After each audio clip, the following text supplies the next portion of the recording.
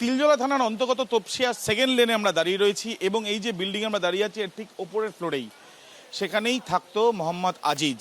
কেই মোহাম্মদ আজিজ? যে মোহাম্মদ আজিজকে আজকে গ্রেপ্তার করেছে বেঙ্গল এসটিএফ। কি কারণে?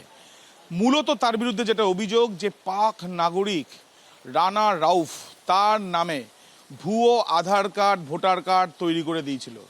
এদের মধ্যে যোগাযোগ হয় নেপালে। 2012 সালে এই রানা রাউফ সে নেপালে যায় এবং সেখান থেকেই তার সঙ্গে পরিচয় হয় আজিজের, যে আজিজ কলকাতার বাসিন্দা এবং কলকাতায় এখানেও এসেও তার বাড়িতে কিন্তু ছিল এই রানা রাউফ, এমনটাও সূত্র মারফত জানা যাচ্ছে। এখানে থেকে আধার কার্ড ভোটার কার্ড অর্থাৎ নিজের পরিচয়পত্র তৈরি করে দিনের পর দিন সারা ভারতের বিভিন্ন জায়গায় যাওয়ার যে পরিকল্পনা সেটা যেটা ছিল সেটা সেই বিষয় নিয়ে কিন্তু এক প্রকার নিশ্চিত তদন্তকারীরা এটাও নিশ্চিত যে পাকিস্তান থেকে 2012 সালে নেপালে প্রবেশ করার পর ভারত নেপাল সীমান্ত দিয়ে ভারতবর্ষে সে প্রবেশ করে এবং তার পরবর্তীকালে ভারতের রেলওয়ের বিভিন্ন ছবি, বিভিন্ন তথ্য, এমনকি রেলওয়েতে দায়িত্বপ্রাপ্ত অফিসারদের বিষয় নিয়ে তথ্য এবং ভারতীয় সেনাবাহিনীর বিষয় নিয়ে তথ্য সে সংগ্রহ করে বিভিন্ন জায়গায় পাঠায়।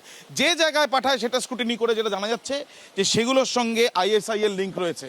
তাহলে পাকিস্তানে বসে এবং নেপালে কিছু ব্যক্তিরা যারা পাকিস্তানের সঙ্গে লিঙ্কড, তারা কেন এই রানা রাউফের মতন লোকজনকে ভারতবর্ষে পাঠিয়েছিল?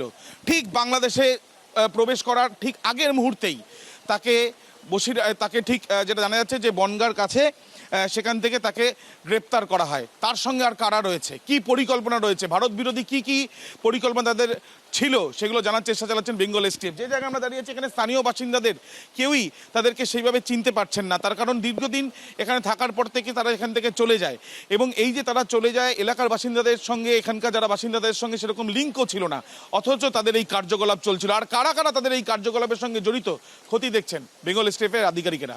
ক্যামেরায় শ্যামল জানার সাথে আবির দত্ত, এবিপি আনন্দ।